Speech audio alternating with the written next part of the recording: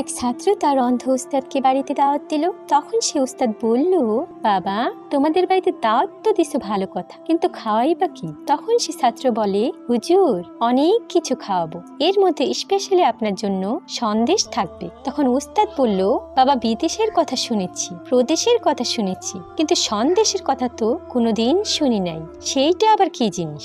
তখন ছাত্র বলল, হুজুর, সন্দেশ হচ্ছে সাদা। তখন উস্তাদ বলল, সাদা আবার কি? ছাত্র বলে, সাদা হচ্ছে বকের মতো। উস্তাদ জিজ্ঞেস করলো, বক আবার কি রকম? তখন সে ছাত্র তার হাতের কবজি থেকে কুনুই করে ভাঁজ করে বকের মতো একটা আকৃতি তৈরি করে বলল, এই রকম। সেই অন্ধ হুজুর, তিনি তো আর চোখে দেখে না, তিনি হাত দিয়ে ছাত্রের হাতটি ধরে বললেন, সর্বনাশ, এ তো খুব সাংঘাতিক জিনিস। এই রকমের সন্দেশ খেলে তো সন্দেশ আমার গলায় আটকে আমি তো মারাই যাব।